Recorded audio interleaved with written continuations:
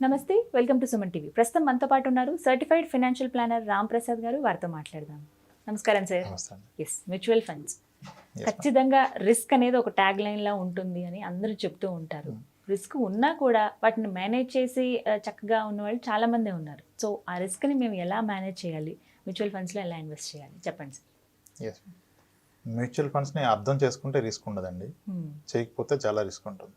Okay okay mutual fund పెట్టే రోజే మీరు ఎందుకు పెడుతున్నారో తెలవాలి. నిజానికి మ్యూచువల్ ఫండ్లో రాంగ్ అమౌంట్ పెట్టడం కూడా పెద్ద రిస్క్. స్కీమ్ పెద్ద రిస్క్ కాదు, రైట్ స్కీమ్ రాంగ్ స్కీమ్కి మధ్య మ్యూచువల్ ఫండ్లో ఉన్న డిఫరెన్స్ చాలా తక్కువ. అందరూ ఏ స్కీమ్ అంటారు, ఏ స్కీమ్ కాదు. మీరు ఎంత పెట్టాలి, ఎందుకు పెడుతున్నారు అనేది ఫస్ట్ తెలుసుకోండి. ఇప్పుడు యాంఫీ డేటా కానీ సెబీ డేటా కానీ అన్ని మీడియాస్లో ఈ రోజుకి మ్యూచువల్ ఫండ్లో 4-5% ఇన్వెస్ట్ చేశారని చెప్తున్నారు. కానీ పర్సనల్ నాకు ఎందుకు ఇంకా ఎక్కువ మంది చేసి ఉండొచ్చు అనిపిస్తుంది. ఎందుకంటే మా దగ్గరికి అప్రోచ్ అయిన క్లయింట్స్లో ప్రైమర్లీ ఐటీ వాళ్ళని చూస్తే out of 10 8 people already mutual fund invest చేసే వస్తున్నారు మా దగ్గరికి. వాళ్ళు ఇన్వెస్ట్మెంట్ స్టార్ట్ చేసి కూడా 2-3 years అయింది. ఇక్కడ వాళ్ళు చేస్తున్న మిస్టేక్ ఏంటంటే మ్యూచువల్ ఫండ్లో రిటర్న్స్ అండ్ మార్కెట్ రిస్క్ కన్నా మీరు wrong quantity of amount invest చేయడం పెద్ద రిస్క్. ఎంత చేస్తే బెటర్ సార్ చెప్పండి. ఎస్, ఎంత చేయాలంటే ఇప్పుడు టిపికల్గా నాకు అప్రోచ్ అయిన ఒక 100 మోర్ దెన్ 100 కస్టమర్స్ని హ్యాండిల్ చేస్తున్నాను ఐటీ సెక్టర్.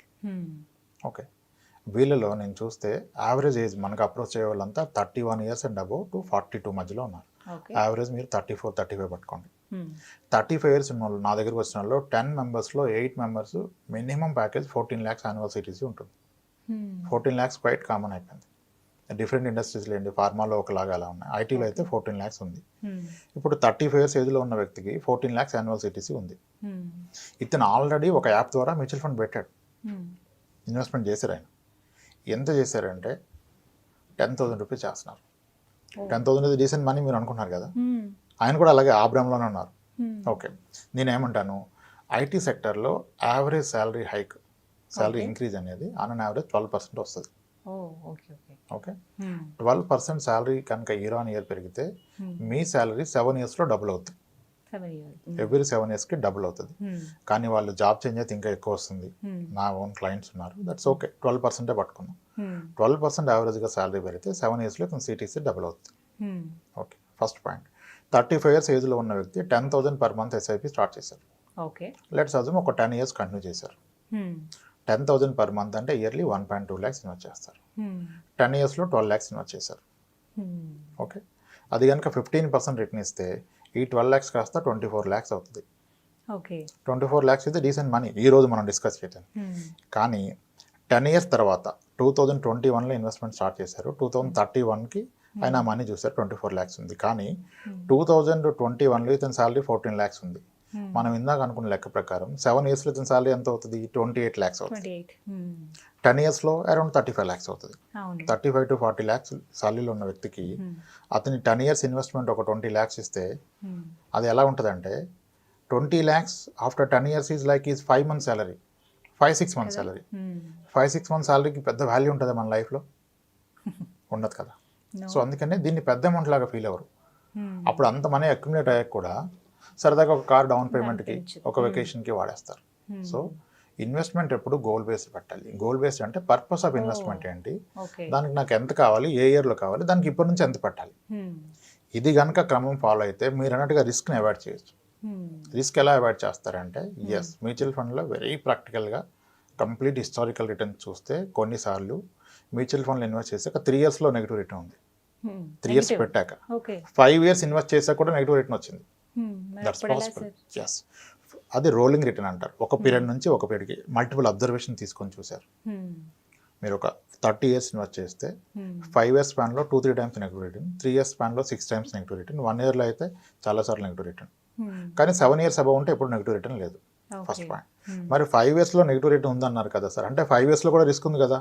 ఎస్, రిస్క్ ఉంది. 5 years తర్వాత నెగిటివ్ రిటర్న్ వచ్చిందంటే 2-3 yearsలో కూడా పాజిటివ్ ఉండొచ్చు, మళ్ళీ 5th yearలో నెగిటివ్ అవ్వచ్చు. కోవిడ్ వల్ల మార్కెట్ పడిపోయినప్పుడు అంతకు ముందు ఇయర్ పాజిటివ్ ఉన్నాడు, కానీ ఇయర్ నెగిటివ్ రిటర్న్స్లోకి వెళ్ళిపోయాడు.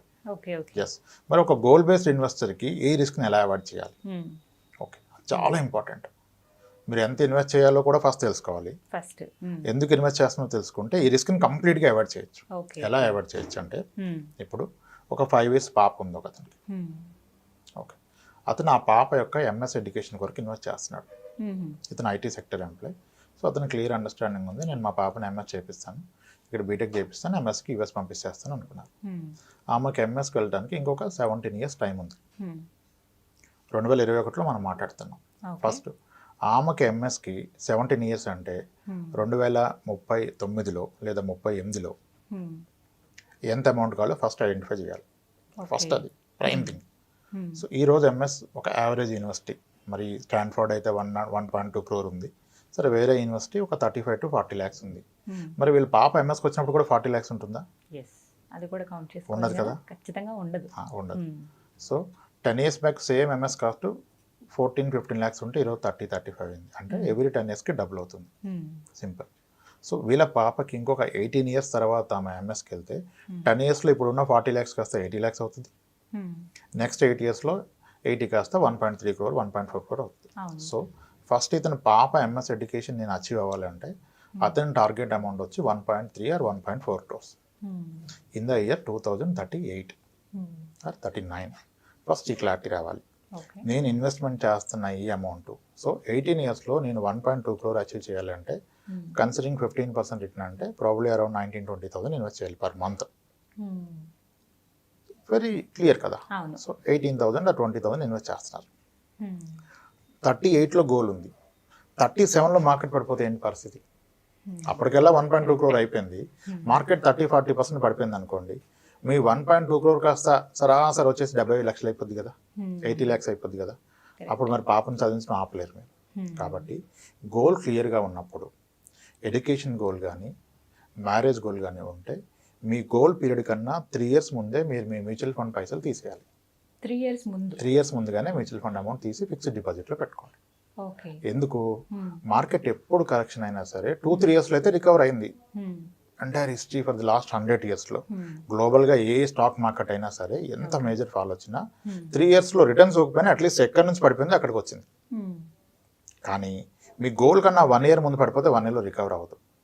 సో 38లో కనుక మీకు టార్గెట్ ఉంటే 35లో మీరు 2035లో కంప్లీట్ అమౌంట్ తీసేయండి. గోల్ మార్కెట్ని మనం ముందు డిసైడ్ చేయలేం కదా సార్, ఒక్కొక్కసారి చేయలేం కనుకనే మనం ముందుగా తీస్తున్నాం. చేయగలిగితే ఎప్పుడు దాకా పెరుగుతుంది అప్పుడు దాకా ఉంచుతాం కదా. Timing the market is never possible. Only the time spend in the market only give us the return. At the same time నాకు స్పెసిఫిక్ గోల్ ఉన్నప్పుడు దాని ప్రకారం రియాక్ట్ అయితే నేను కంప్లీట్గా అవాయిడ్ చేయొచ్చు. ఇప్పుడు నేను 18 years వరకు ఇన్వెస్ట్ చేస్తున్నప్పుడు 5 years తర్వాత నా మనీ డబుల్ అయితే కూడా నాకు ఉపయోగం లేదు, అది ఆఫ్ అయితే కూడా నాకు ఉపయోగం లేదు. నాకు మనీ కావాల్సింది 2038లో. అటువంటిది 37లో మార్కెట్ పడిపోతే అది చాలా డిఫికల్ట్ అసలు. సో 35లో మార్కెట్ పడిపోయింది అనుకోండి, ఇట్స్ ఓకే, ఇంకో 2 years కంటిన్యూ అయితే రికవర్ అవుతుంది. 35లో పీక్లో ఉంది అనుకోండి, ఐ షుడ్ ఎగ్జిట్. 35లో నేను 3 years ముందుగా ఏమంటారు 37కి ఉండట్లేదు కదా, మనం 35లో బయటకు వచ్చేస్తాం. 3 years ముందు బయటకు వచ్చేయాలి. అది ఎప్పుడు మీ ఎడ్యుకేషన్ గోల్ మ్యారేజ్ గోల్ అయితే. సిమిలర్లీ అది మీ రిటైర్మెంట్ గోల్ అనుకోండి, మీరు బయటకు రావాల్సిన అవసరం లేదు. రిటైర్మెంట్ కొరకు 2 కోట్లు కూడబెట్టారు, మీరు 2 crores ఒకేసారి తిన్నారు కదా.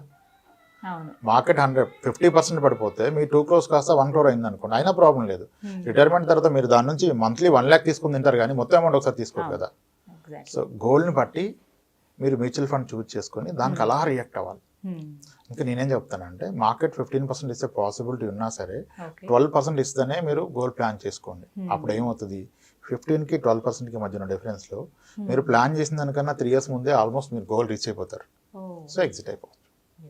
సో నిజంగా ఇది చాలా బాగుంది సార్ ఈ పాలసీ. అండ్ దాంతోపాటు ఏంటంటే ఇంత ఫస్ట్ మనం మాట్లాడుకున్నట్టు రిస్క్ గురించి ఆలోచించి చాలామంది ఆగిపోతూ ఉంటారు, బట్ ఇందులో కూడా రిస్క్ కాకుండా ఆ రిస్క్ని కూడా మనం మేనేజ్ చేసుకోవచ్చు. ఇందులో ఇంకా ఏమైనా ఇంపార్టెంట్ పాయింట్స్ ఉన్నాయి సార్ మ్యూచువల్ ఫండ్స్కి సంబంధించి? ఫస్ట్ థింగ్ మేడం అన్నట్టుగా ఎప్పుడు కూడా రాంగ్ అమౌంట్ ఇన్వెస్ట్ చేస్తే that is wrong investment. Wrong amount అంటే ఏ ఉద్దేశంతో అంటున్నారు? గోల్ ఐడెంటిఫై చేసుకొని దానికి ఎంత కావాలో అంత పెట్టాలి. కానీ ఇప్పుడు భోజనం పెడతానని పిలిచేసి 3 spoons ఏదో పెట్టామనుకోండి, ఎలా ఉంటుంది? సరిపడా భోజనం పెట్టాలి కదా. ఇప్పుడు గోల్ అంటే కూడా గోల్ ఫుల్ఫిల్ అవ్వాలి. ఇప్పుడు చాలా మంది ఉంటారు ఫోన్ చేసేసి మనం ఒక 5,000 SIP స్టార్ట్ చేద్దామండి, చూద్దాం. చూసి ఏం చేస్తారు? 5,000తో మీరు ఏం చేయగలుగుతారండి? 5,000తో మీరు 10 years పెడితే పెట్టింది 6 lakhs, అది మా అంటే 12 lakhs అవుతుంది. 12 lakhsతో కూతురు పెళ్లి చేస్తారా, కొడుకు ఎడ్యుకేషన్ చేస్తారా, మీ రిటైర్మెంట్ అయిపోతుంది. సో ఇప్పుడు మళ్ళీ ఇంకోటి ₹1,00,000 వచ్చే వ్యక్తి 5,000 ఎస్ఐపిలో పెట్టాడంటే మిగిలిన డబ్బులన్నీ ఏం వేస్ట్ చేయడు ఆయన, ఇంకో దగ్గర ఇన్వెస్ట్ చేస్తాడు. అంతే. కానీ ఆ ఇన్వెస్ట్మెంట్కి ఈ ఇన్వెస్ట్మెంట్కి ఉన్న డిఫరెన్స్ ఏంటి, ఏది బెటర్ అనేది ఐడెంటిఫై చేయట్లా. ఇప్పుడు 10,000 ఎస్ఐపిలో పెడుతున్నాడు, 10,000 గోల్డ్ స్కీమ్లో పే చేస్తున్నాడు, 1,50,000 సుకన్య సమృద్ధిలో పర్ ఇయర్ పే చేస్తున్నాడు, 1.5 lakh పీపీఎఫ్లో పెడుతున్నాడు, ఓకే, రియల్ ఎస్టేట్లో పెట్టాడు, అన్నిట్లో పెడుతున్నారు. కానీ ఇతను అన్ని కంపేర్ చేసి చూసుకోవట్లేదు దేంట్లో ఎంత పర్సెంటేజ్ వస్తుంది. మీ పీఎఫ్లో 7.1 వస్తే మ్యూచువల్ ఫండ్స్లో మీకు 14 వస్తున్నప్పుడు ఆల్రెడీ మీరు ఎక్స్పీరియన్స్ అయ్యారు, 4 yearsగా పెడుతున్నారు. మరి ఇంకా పీఎఫ్లో 15,000 పెట్టి ఇక్కడ 5,000 పెడితే ఎలా? సుకన్య సమృద్ధిలో 21 years ఉంటానని చెప్పి 7.6%కి పెడుతుంటే అది స్టార్ట్ అయింది 9.2లో, ఇప్పుడు 7.6కి వచ్చింది. చాలా మంది అప్పుడున్న 9.2 ఉందనుకున్నారు, లేదు కదా. పీఎఫ్ కూడా ఇంట్రెస్ట్ తగ్గిపోతే నెక్స్ట్ క్వార్టర్ తగ్గిస్తున్నారు, ప్రాబబ్లీ 6.9 రావచ్చు. ఆల్రెడీ ఒకసారి అనౌన్స్మెంట్ చేసి మళ్ళీ బ్యాక్ తీసుకున్నారు. సో మ్యూచువల్ ఫండ్స్ ని మనం అర్థం చేసుకుంటే రిస్క్ ని కూడా ముందు అర్థం చేసుకోవాలి. అసలు కంగారు పడి ఇన్వెస్ట్ చేయొద్దు. ముందు ఎందుకు ఇన్వెస్ట్ చేస్తున్నారు, గోల్ ని సరిగ్గా సెట్ చేసుకోవాలి. అది గోల్ ఎప్పుడు వస్తుంది, దానికి ఎంత కావాలి, అంత రావాలంటే ఎంత పెట్టాలి, సో దానికి ఎలా రియాక్ట్ అవ్వాలి. 2 yearsలో మార్కెట్ పడిపోయినా పెరిగినా మీరేం చేయడానికి లేదు. ఇప్పుడు ఏ గోల్ లేదనుకోండి, ఒక ఎగ్జాంపుల్ చెప్తాను. అతను ఎందుకు పెడుతున్నారో తెలియదండి, అందరు చెప్పారు మ్యూచువల్ ఫండ్ బాగుంది, ₹1,00,000 పెట్టేసాడు. ఈరోజు ₹1,00,000 పెట్టాడు, మార్కెట్ అద్భుతంగా చేసింది. అతను 1,00,000 కాస్త 1,40,000 అయింది. ఇప్పుడు లాస్ట్ 1 yearలో అదే అయింది. అప్పుడు ఎలా రియాక్ట్ అవుతాడు కస్టమర్, అద్భుతంగా చేసింది, ఇది మంచి మనీ, సో దీని నుంచి రిస్క్ తీసుకోవద్దు, ఈ మనీ తీసేసుకుని తినేద్దాం, మంచి మనీ వచ్చింది కదా, నా ఇన్వెస్ట్మెంట్ మీద మంచి ప్రాఫిట్ వచ్చింది, తీసుకొని అది తినేస్తారు. అదే ఆయన రియాక్షన్. సెకండ్ పర్సన్ పెట్టాడు, ఏం పెరగలేదు, అక్కడే ఉంది, 1 lakh ఉంది. అప్పుడేమనుకుంటాడు, 1 year ఉండే ఉపయోగం లేదు, ఎక్కడ పెట్టుకున్నా 4% వచ్చేది, ఎస్బీఐలో పెట్టేసుకున్నా 5% వచ్చేది, ఇక్కడ ఏం ఉపయోగం లేదు, తీసేస్తాడు. థర్డ్ కేసు, 1 year తర్వాత 1 lakh కాస్త 96,000 అయిపోయింది, ఇంకొక సెకండ్ ఒక్క నిమిషం కూడా ఆలోచించారు, తీసేస్తారు, ఉపయోగం లేదు, తీసేస్తారు. అదే ₹1,00,000 ఆయన పెట్టింది ఒక 10 years తర్వాత ఉన్న ఒక గోల్ గురించి పెట్టారు, అప్పుడు ఎంత తీస్తారు. ఇప్పుడు పాప మ్యారేజ్కి ఇన్వెస్ట్ చేశాడు, సార్ పడిపోయింది అన్నాడు అనుకోండి నా దగ్గరికి వచ్చి, సార్ మరి పడిపోతే మీకు ఎందుకండి, ఇప్పుడు ఏం పాపకి పెళ్లి చేస్తున్నారా మీరు, 10 ఏళ్ళకి పెళ్లి చేయట్లేదు కదా, డబ్బులు ఎందుకు మీకు, అది పెరిగినా అవసరం లేదు, తగ్గినా అవసరం లేదు, మనం పెట్టింది ఎప్పుడు మనం ఇప్పుడు ఆలోచించాల్సిన అవసరమే లేదు తర్వాత. రైట్. సో ఈ విధంగా అర్థం చేసుకుని మరి మేనేజ్ చేస్తే అందులో ఉన్న రిస్క్ కూడా మనం పర్ఫెక్ట్గా మేనేజ్ చేయొచ్చు. నెగిటివ్ రిటర్న్స్ ఉన్నప్పటికి కూడా మీ గోల్ క్లియర్గా ఆన్ డాట్ రాసుకోవాలి. ఈ ఇన్వెస్ట్మెంట్ పెట్టే పర్పస్ 2032లో నాకు ఫిబ్రవరి మంత్లో కావాలి, అప్పుడు నాకు కావాల్సిన అమౌంట్ 80 lakhs. సో 12% రిటర్న్ వస్తే ఎస్ఐపిలో పెట్టాల్సింది ఈ 26,000 28,000. అప్పుడు గోల్ ఖచ్చితంగా రీచ్ అవుతారు, దాన్ని బెటర్గా మేనేజ్ చేయగలుగుతారు. రైట్, చాలా క్లియర్గా చెప్పారు sir. Thank you so much అండి. నమస్తే. థ్యాంక్స్. చూసారు కదా, ఇది వాళ్ళ వీడియో. ఈ వీడియో కనుక మీకు నచ్చినట్టయితే లైక్ చేయండి, షేర్ చేయండి, కామెంట్ చేయండి, మా ఛానల్ని సబ్స్క్రైబ్ చేసుకోండి.